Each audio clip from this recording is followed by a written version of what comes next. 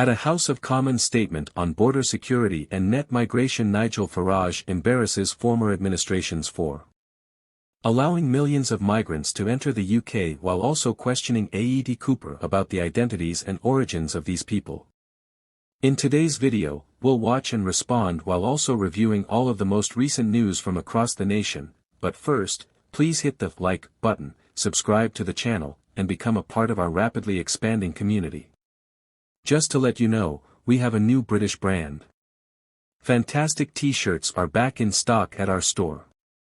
You can get them right now at britishestn.com or by clicking the link in the description, as mentioned in the introduction.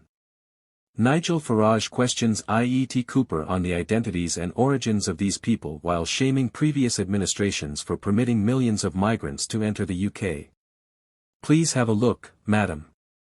The Deputy Speaker: I concur with the Home Secretary that 2023 was a year of shame for a government that had repeatedly promised net migration of tens of thousands annually rather than close to 1 million. They may never be forgiven for this, but if I also look at 2023, I see that 84,000 people filed asylum claims.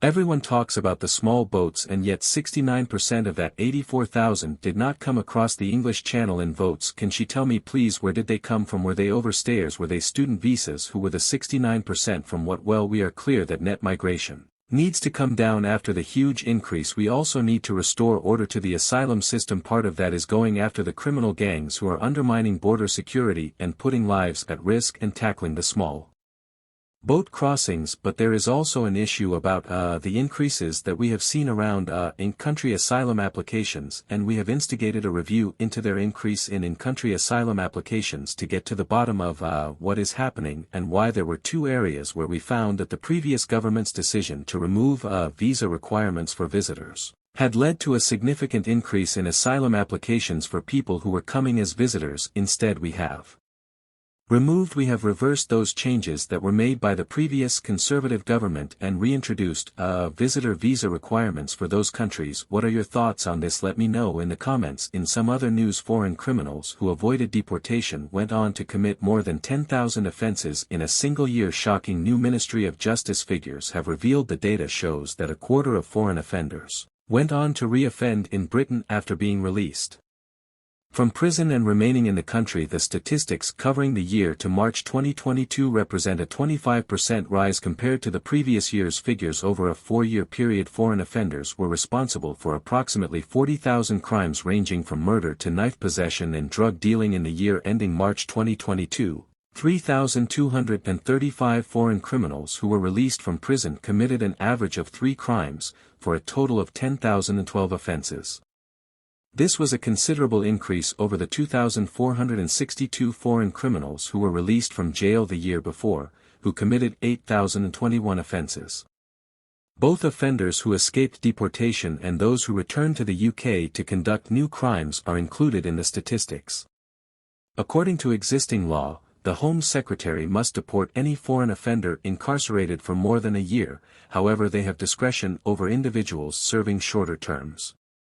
Rupert lowered the reform. According to the UK MP for Great Yarmouth who obtained the data from the J, everyone who commits a crime should be deported.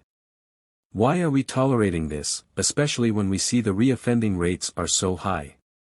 Former Immigration Minister Robert Genrick has called for tougher action, stating that if the government adopted a zero-tolerance approach to deporting foreign national offenders, tens of thousands of offences annually would be prevented. The public expects robust action.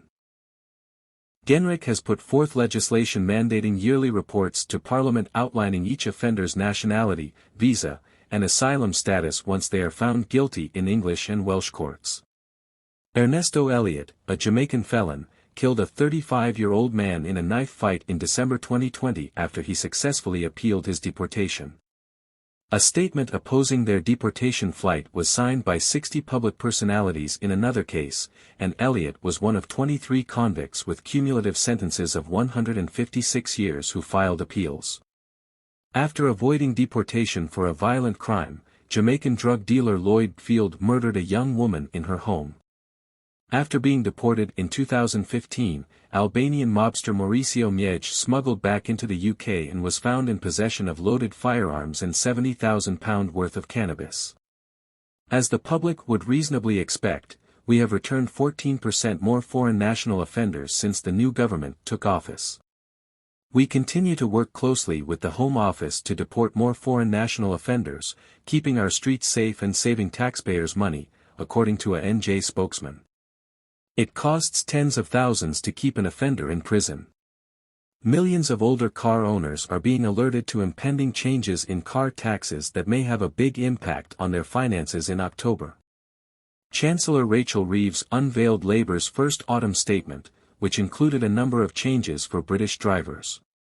Among the main ones were the elimination of the 5p per litre fuel duty, the reduction of further funding for road repairs, and the introduction of new vehicle excise duty rates starting on April 1, 2025, which would replace the standard VED rates for cars. The retail price index will be used to upgrade vans and motorcycles, which means that most gasoline taxes will increase. Experts in diesel and electric vehicle ownership caution that older car owners may experience inflation-related price increases. For instance, a vehicle with a smaller engine may cost £220, while larger engines may see charges jump to £360. If inflation continues, these prices may rise further. Additionally, the budget changed the first VED rates for new vehicles registered after April 1, 2025, with the goal of widening the gap between gasoline diesel and zero-emission hybrid vehicles. Zero-emissions vehicles will only pay £10 a year until 2029 to 2030, after which prices will increase to £10 for automobiles that generate 1 to 50 g of CO2 per kilometre and £130 for those that release 140 g per kilometre, 251 to 75 g per kilometre, and up to £5,490 for those that emit more than 255 g per kilometre. These tax increases are intended to increase the appeal of zero-emission vehicles by providing reduced VD rates in comparison to conventional gasoline and diesel vehicles. What do you think of the topics we covered in today's video? If you haven't already, please let me know in the comments section below and make sure to like this video. For more British political content, please subscribe to the channel. Thank you, and be careful.